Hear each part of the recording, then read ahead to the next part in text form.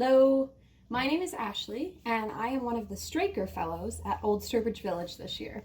My fellowship is Domestic Management, so basically all the parts of running an 1830s household. Now, very obviously, if you're looking around, this is not an 1830s household. This is my home in Connecticut, where I am spending the duration of the museum shutdown time.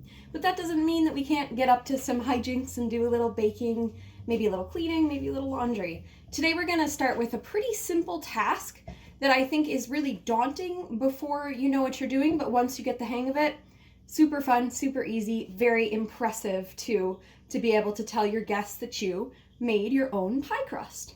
So we're going to start with the only ingredients you need to make pie crust, which most of you probably have in your kitchens at this very moment, which is unsalted butter. In this case, obviously using a stick instead of the lovely fresh stuff that I get at the village. Some flour. You can use pretty much any kind of flour you like, although I will say using rye flour means you have to work it into a sort of a paste. It's a little more tricky, so I'd say wheat flour is a great starter. Also, some cold water, and that's all you're going to need. So, first of all, we're going to break our butter up into chunks. I would say pea-sized, basically. And this butter I've left out for just a little while, about 20 minutes, so it can soften.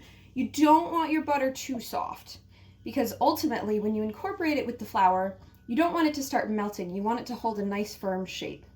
That's why we also want to use cold water when we incorporate the water. So I'm just breaking this up into smaller chunks. Not worried too much about consistency really or size at this point.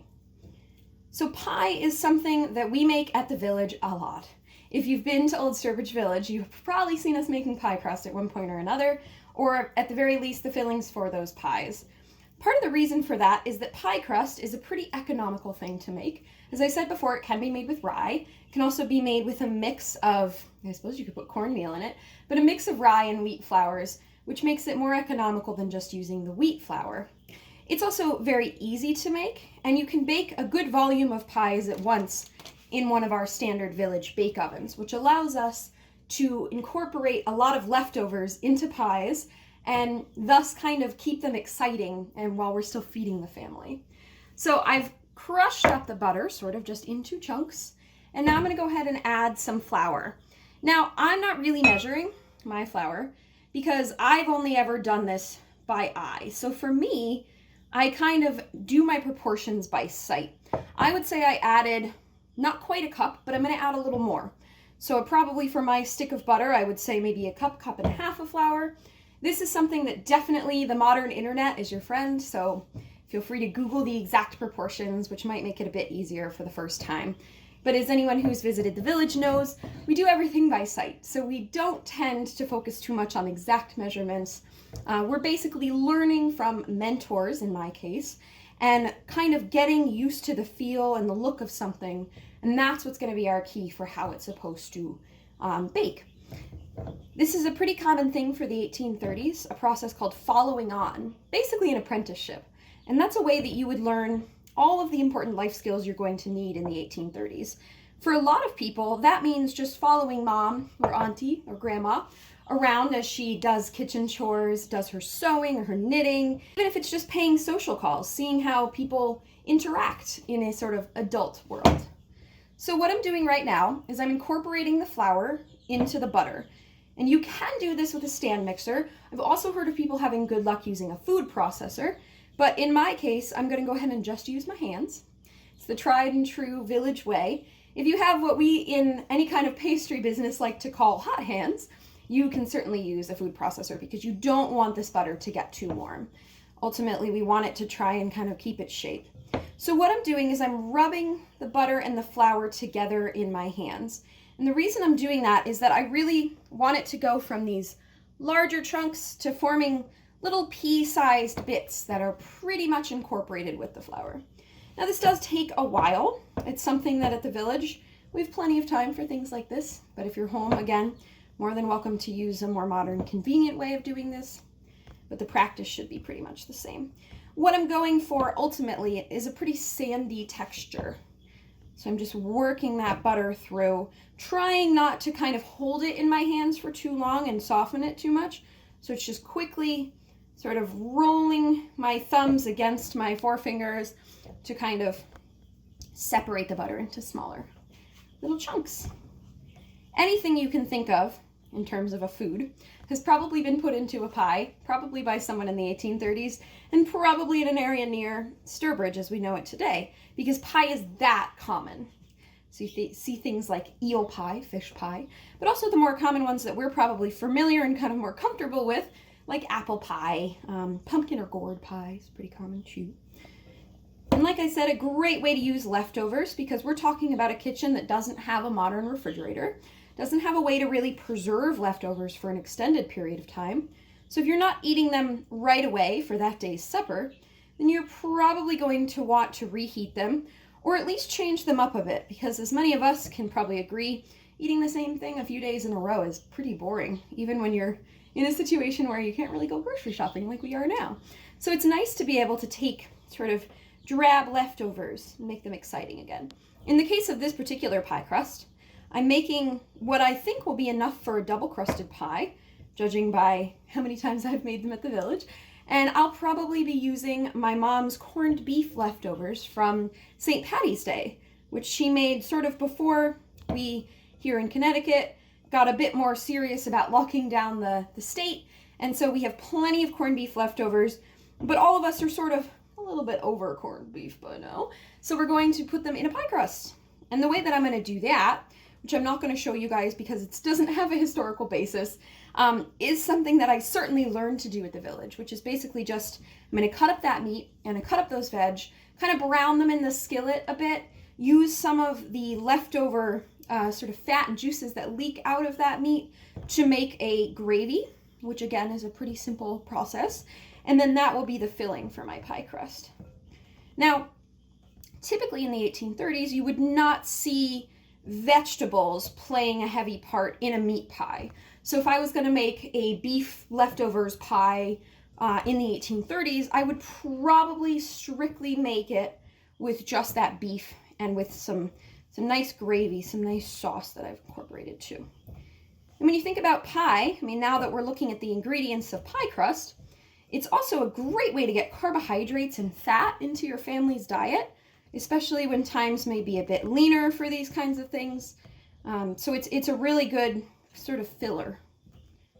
So we are nearly there. So what we're looking at is basically fine milled, and I would zoom the camera in, but I don't want to touch it with my buttery hands. But you guys can see that when I hold a chunk of it, it should sort of keep shape, but then also crumble away from me. So you should be able to form it almost like a snowball, and then it should kind of crumble just as easily. Now, here's the trick. When we add the water, we are going to pretty much have pie crust. And one thing you don't want to do with pie crust is overwork it. You will end up with something that goes past the flaky stage and ends up in the sort of stodgy, sad, flat stage. I know it doesn't seem like it's too scientific here, but we are trying to create layers by fully incorporating the butter with the flour. As it bakes, the butter will start to melt and it will create little air pockets and areas that will give definition and layers to our pie crust. Really what you want to see if you're into good pastry. So I'm pretty much at that stage where I feel comfortable moving on now. I'll show you guys how it looks.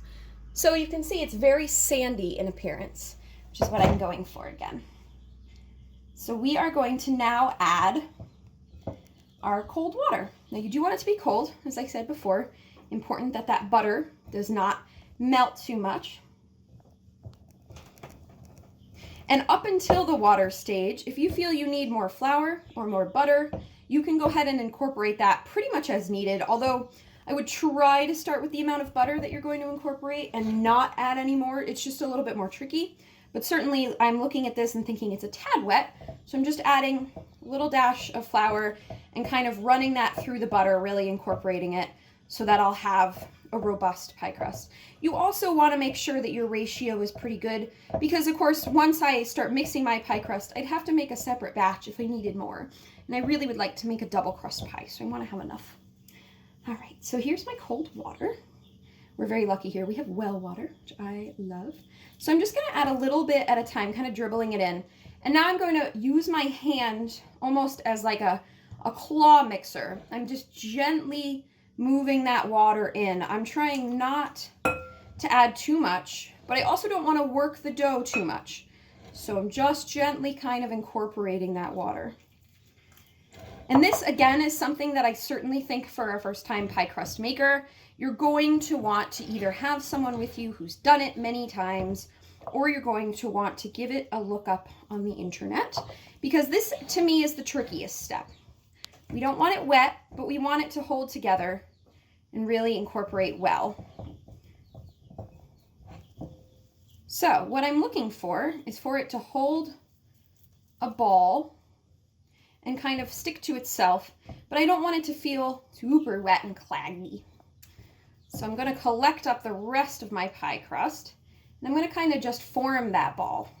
Now this maybe even is on a little bit of the wet side, and it's not so wet that I'm thinking it won't come together. In fact, I have a tendency to use too little liquid at the beginning and end up with something a little more shaggy.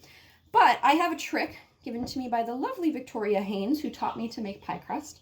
And this trick will help me kind of get a tiny bit more flour into my pie crust without having to start over and kind of ruining that ratio that I have. So I'm going to give my hands a quick wash, and then we'll get going.